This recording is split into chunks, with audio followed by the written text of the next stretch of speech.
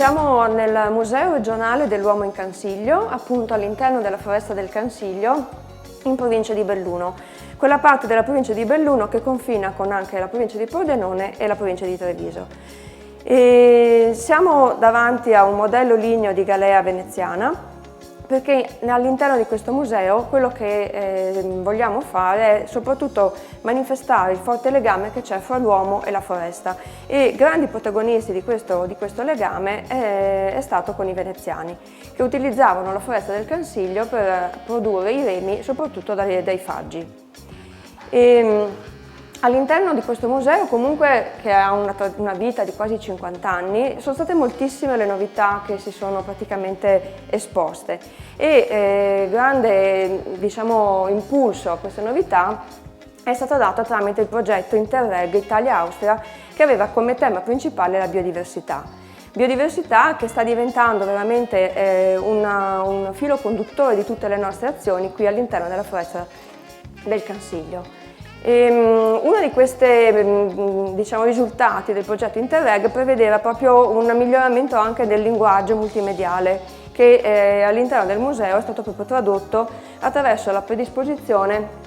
di una serie di video che illustrano in maniera molto dinamica e molto moderna che cos'è la biodiversità oggi. Attraverso questo dispositivo infatti è possibile selezionare una serie di tematiche che sono presenti al museo, legate soprattutto alla gestione del bosco e alla gestione forestale, una gestione ovviamente sostenibile e attenta alla conservazione della biodiversità. Facilmente scorrendo con questi tematismi si riescono a ottenere moltissime informazioni, ma non è l'unica postazione interattiva. Se vuoi capire davvero la foresta e la sua ricchezza, almeno una volta, fermati ad ascoltarla. Infatti il progetto Interreg ha previsto anche una serie di giochi interattivi e multimediali attraverso l'utilizzo di schermi multimediali e postazioni dinamiche.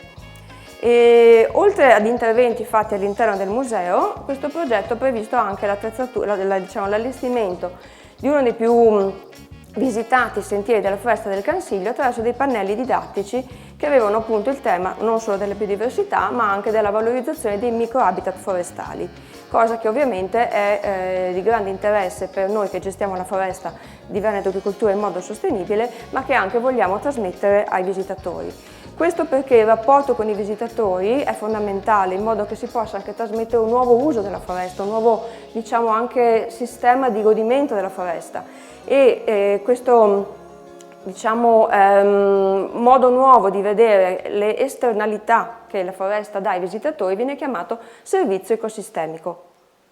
Tutte queste cose in realtà vanno ad arricchire una ricca collezione che è presente nel Museo dell'uomo in Cansiglio. È una collezione di reperti che parte dalla preistoria fino ai giorni nostri, perché come dice proprio il titolo di questo museo, Museo dell'uomo in Cansiglio, il rapporto fra uomo e il territorio è antichissimo.